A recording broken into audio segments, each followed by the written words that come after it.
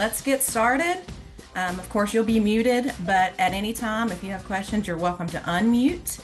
And today, I want to welcome everybody and say thank you so very much for joining our new series in Mortgage Mastery. And I'm teaching the first class in that series, all about credit. So, our subject matter today is Credit Decoded.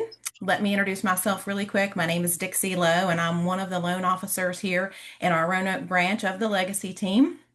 So let's talk a little bit about Credit Decoded and what actually matters and what doesn't matter, and how this can help you with your clients get loan ready. Okay? So let's start off by a quick show of hands on something if we can. So raise your hand if you've ever had a client say one of these things. Okay? So I need to pay off my debt before I buy. Or Credit Karma says my score is a 720. Or I have collections, so I know I can't qualify. Or my personal favorite, which is I don't want anyone pulling my credit because it will ruin my score. Okay. Anybody heard these? Yeah. I certainly have heard these before as well. So the truth is that buyers are getting a lot of information from places like TikTok, Google, family members, neighbors, friends, and unfortunately, as we all know, not all of these resources are accurate or great resource givers. So today I want to help simplify credit so that we can all understand it a little bit better. We're going to talk about what actually matters and what doesn't so that you can help your clients get loan ready without maybe accidentally telling them to do something that might not be of their best interest. But by the end of this call, I want you all to feel super confident about having conversations around credit without feeling like you have to become a lender, because I know that none of you all want to be a lender any more than us lenders want to be realtors. Okay. So let's get started. All right. So, first things first, a credit score is not a report card on a human being, okay? It's not measuring whether someone is a good person or a hard worker or even financially successful in any way. It's really just a simple risk model or metric at the end of the day, okay? That's it. So, for example, I've seen doctors that have terrible credit. And I've seen school teachers that have fantastic credit. And I've seen people who earn six figures have credit scores that are in the 500s. And I've seen folks who earn very low or average income that have high credit scores in the 700s or above, right? So income and credit are two totally different conversations. As a matter of fact, next week, Jonathan will be having the conversation around income, but today we're focusing, of course, on the credit piece solely. So here recently, we've heard a lot of folks calling in and saying things like, hey, I've looked at my Credit Karma and it's saying that I'm at a 750. All right. So to address that specific question, and if you're hearing it out in about when you're talking with folks too, here's how we handle that conversation. Okay. So we'll say something like, that's great. But let's actually see what your mortgage score is, because the scores that we are seeing on the mortgage side of the fence are going to be very different than what a lot of those apps are actually projecting online. And I do want to say that Credit Karma and Credit Wise and apps like that are not bad in any way. They're just not the score that we're using, right? Actually, I'm always thrilled to hear folks are monitoring their credit with anything at all, to be honest, because even those free credit apps are great for seeing if there's anything that pops up on your credit that's not meant to be there. So that's one conversation that comes up around credit. And sometimes we have to deliver news that doesn't line up with what they're seeing, and we do that gracefully and explain it as we go. All right. So let's talk about the ingredients that make up good credit, or because I'm somebody who likes to have a visual aid in my mind, I like buckets. So let's have 5 buckets of credit. Okay. So bucket number one, that's going to be your payment history. Okay.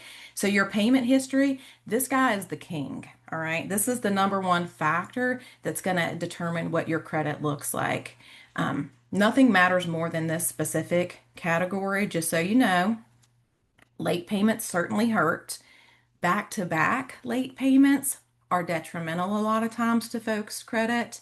Collections hurt, charge-offs hurt as well. But what wins is consistency with making those payments on time. Okay. I like to encourage people to set up auto pay for this reason a lot of times.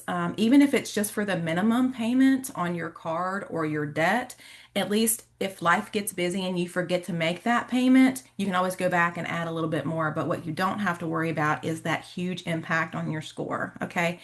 And when I say huge impact, one late payment can honestly cost someone anywhere between 60 to 100 points on your credit profile. All right. So think about what your credit score is right now and drop that down by 100 points. That's how impactful it is. And that's why payment history carries so much weight and why it's so important. All right. The next bucket that we'll talk about is credit utilization.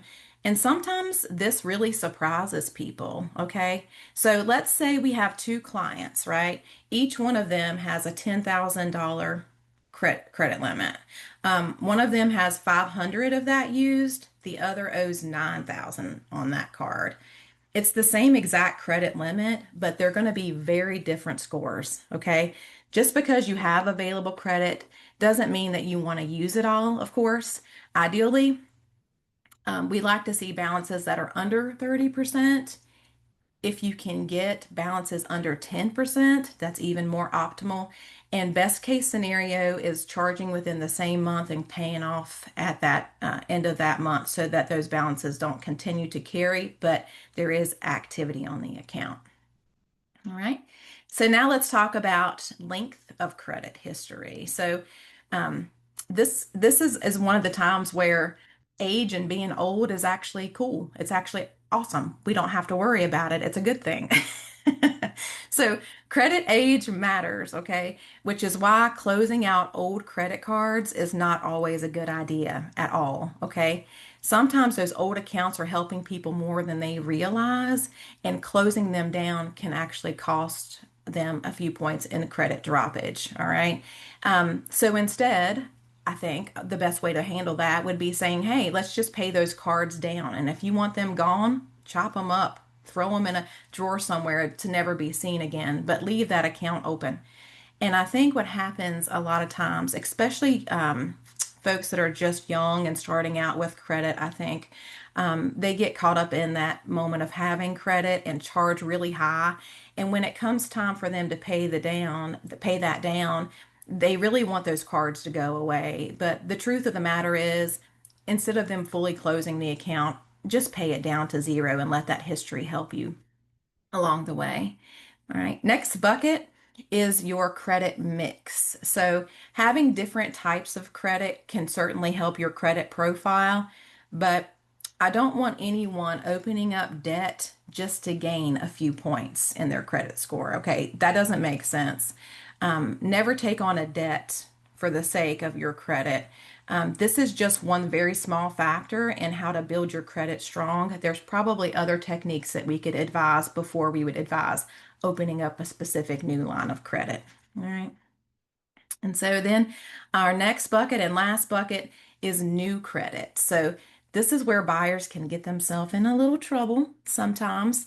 So they decide to open up a new credit card, or they go into the Home Depot and they buy a grill and some mulch and some flowers. And you know what else they leave with? A credit inquiry.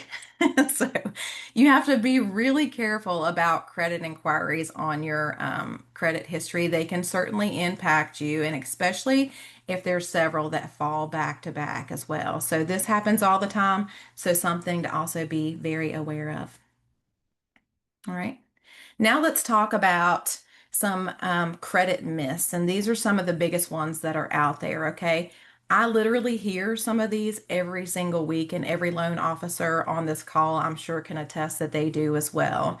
So, myth number one, I should pay my collections immediately, right? So, well, maybe, but also maybe not, because this is something where you definitely want your client to speak with a lender before advising them in that direction, because sometimes it definitely does help.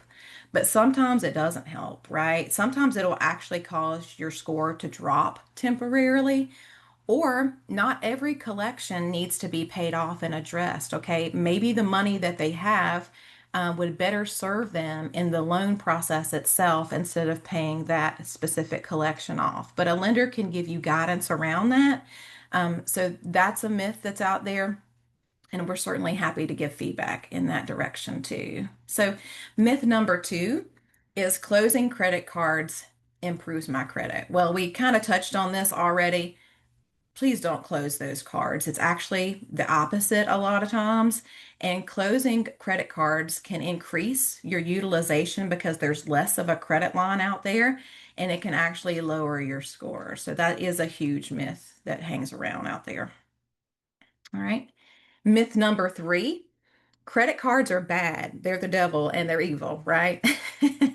So, no, that is not the case by any means. What the problem is poor management of those cards. Okay, let's just be direct and frank with that. That is the issue. Responsible use of credit cards can actually help build your credit beautifully. It's just a matter of the management of those cards. And happy to help folks understand what that looks like too. If there's ever a subject that pops up where a lender can assist, happy to have those conversations with folks. And then myth number four is going to be this. So, shopping lenders is not good, and I shouldn't do that because it's going to destroy my score. So, that's actually not true at all, because the scoring model does understand that folks are going to be mortgage shopping. So a lot of times, multiple mortgage inquiries within a short period of time actually only count as one inquiry. So why mention this? So this is important, guys, because if you have a borrower that comes to you and they're working with an online entity that you do not know and that you do not trust, advising them to have a local lender take a look at their scenario is not going to harm them and hurt their credit or their chances potentially. Now, separately from that, our team actually just uses a soft pull a lot of times, so we're not harming them in any way, regardless. But just keep this in mind for the future because I think a lot of people are of this mindset and don't fully understand what that piece looks like. So. And then myth number five is I need to have perfect credit or I need to have much better credit. And this might be one of the biggest myths that's out there of all. So, um, one just real short story. I had a client who waited almost 2 years because someone in their life told them that they had to have a 700 credit score. Okay. When they finally called me, they were already qualified. They had been qualified. So that's 2 years of their life. That's 2 years of renting and throwing money somewhere else. That's 2 years of waiting and anticipating, and maybe that perfect house they missed the opportunity for, all because someone gave them really bad information. And honestly, to me, that's heartbreaking because a lot of times buyers are already there or they're so much closer than what they think. But there's that information that's out there that's misleading that they've taken and running with it like it's the gospel. Okay. So now let's talk about a few red flags. So when these subject matters pop up, it makes me want to speak with people immediately, right? So be very aware of some of these things to help your clients as well. So first thing being large purchases, okay? So they're out there, they're buying furniture. Please don't, please don't buy furniture. Not until after closing, okay? And then the next thing, and this one does indeed happen. Okay. So buying a car, please do not buy a car, right? Because houses and cars do not always play nicely together when it comes to qualifying for a mortgage. Um, but I will say this now, life is life, right? And sometimes your car breaks down and you do need a car. You need a car to get to work or to live your life. If you're working with a lender, you can always have them look at your debt to income ratio and tell you how much room you have there for a car payment. And we could advise them. We can say, hey, I know you're in a situation where you need to have a car, but if you're able to keep that payment under 400 a month, that will still allow you to buy that $300,000 home you want. Okay. So that's something that we can look at for folks to when the case arises, but generally speaking, try not to buy a car. All right. The next thing is moving money around. So moving monies from accounts is something that I would never advise anyone without speaking to a lender because the paper trail really does matter in a lot of ways. Also, we don't want to have to obtain a bunch of I'm sorry, bank statements that we don't actually want to look at because these can open up other questions. Not only that, but it requires more documentation from the borrower, and the lower the documentation count is in a loan, the less stressful it's going to be for them. So, if we can counsel people and make them understand to try to keep their money movement at a minimal, that's perfect. That's the perfect way to advise. And the next thing, and so this one I think surprises people a lot, and it's disputing accounts, right? So if you see something that comes up on your credit that you want to dispute, it's something that definitely is a tool that we should be using. But if you know that a mortgage is in your near future, that's something that can cause some serious underwriting issues. Okay, so let's have a conversation about that first before the dispute happens because it can certainly cause a snag on our side of the fence here. The other thing is people who are self-diagnosing themselves. So they're saying, I know I won't qualify. Those people are actually 100% my favorite type of client because so many times they are dead wrong. They can potentially qualify, or maybe it's just a few months down the road and it's not a big deal at all. All right. Now let's talk a little bit about some other things that sort of show up on credit and talk a little bit more about them specifically, okay? So things like bankruptcy, collection, and other little credit scares that can pop up in our lives. So I want you to remember this, that bankruptcy isn't forever, right? It's not proof of a failure in any way. It's just a small speed bump, and it's certainly not a dead end. Okay, so if you hear someone speaking about a bankruptcy, please make sure that they know that. Many people assume that they have to wait forever to get past the bankruptcy before buying a home, and that's simply not true. Actually, sometimes they're more quickly qualified than they realize. So I'll give you a really quick example of this. I personally just in this year helped a client buy a home while she was in the middle of Chapter 13 bankruptcy. She's still actively Chapter 13 bankruptcy. Okay. There's ways to make that work. And it wasn't a terrible process for her and it wasn't a terrible process for us, but she's living in her home now. She'd done everything the right way since filing her bankruptcy. And now she's a homeowner. And as a matter of fact, I think it was about maybe 2 or 3 weeks ago, she sent me a picture of her outside porch that she has decorated for the summer, and she's over the moon. So you can help people with these things, and they can be ready much sooner than they think that they can be. All right. Now let's next talk about medical collections because I think this is a subject matter that a lot of people don't fully understand. So medical collections do not automatically kill deals either. Okay. So there's simply just one small piece of the puzzle, one small piece of that metrics that's looked at in total when it comes to looking at folks' credit. So I've had people that seriously panic over medical collections, but the truth is that they still qualified. Okay. So definitely something that we can look at and take that worry off their plate if it's not something that's going to harm them from purchasing a home. All right. Let's talk a little bit more about the late payments. Okay. I remember I said the late payments, that's the big one. That's the king there. So late payments, definitely not ideal. Okay, guys. But it isn't necessarily the fatal kill shot for you either. Okay. Life does happen and it happens to everybody. So a late payment that's made, but let's say a year passes and there's only the one late payment, those people can certainly still potentially qualify. So it's not an end all be all. It's one of those case by case evaluations. All right.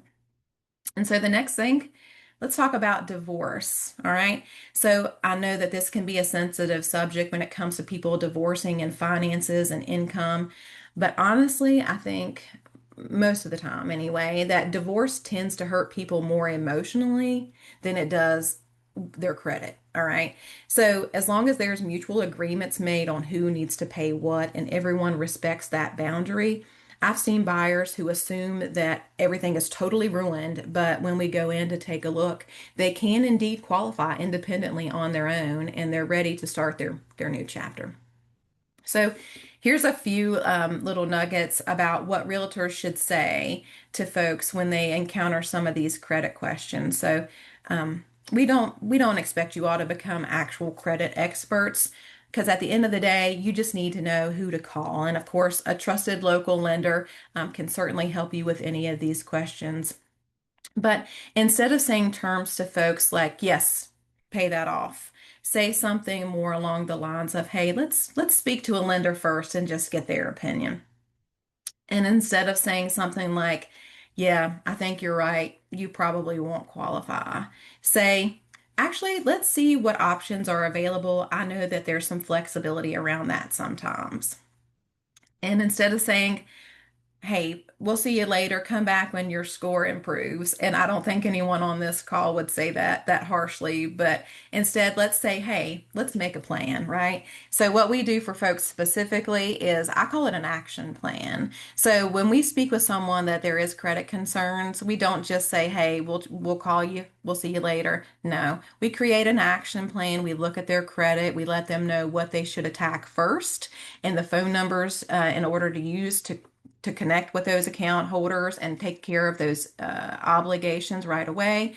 And we check back and make sure that they're in the place they need to be, and we get them to the finish line until basically working with them until they have their keys in their hands. So um, some of our favorite clients along the way are people that have heard the no before they get to us, right? So if you're able to turn that no into a yes, those folks are going to be your folks for a very long time. They will speak so highly of you in the circles of people they know, and you'll certainly get plenty of wonderful referrals as well. So, just real quickly, I kind of touched on this already, but I did have a borrower that reached out to me several years ago. They waited 2 years because they heard misinformation that was out there. So, nobody took the time to explain. Nobody told them to ask questions. Nobody reviewed with them what their options were. And when we finally talked, like I said before, they were qualified. So I remember that day specifically thinking, how many people are out there right now renting because they're believing some little myth that's out there or some bit of information that they got that wasn't accurate? So, how many people are out there kind of sitting around that are super scared or afraid just because of the information that they're saying that's not factual? Because we're not just selling homes, right? We're helping people stop believing misinformation that's out there in our world, and there is a lot of it. It is rampant, in case you haven't noticed. We're replacing that fear with facts because at the end of the day, what matters are the facts, right? So, um, just about to close up here. So, just a quick call to action for everyone. Um, so, if you can help your clients remember anything about credit, help them remember this. Don't self diagnose yourself. Don't assume that collection accounts are deal killers. Don't close credit cards, right? Don't make large purchases before closing. And don't assume that bankruptcy means no automatically. And realtor folks that are on our call today, if you remember one thing from us today, have it be this particular piece. You don't have to know every answer. All you have to know is who to call. And our team, everyone here on this call, is certainly happy to help answer any of these questions for you because I think we would all much rather have a quick 5-minute conversation with a buyer today than to have to spend 5 months fixing something that could have been avoided ahead of time by having that conversation.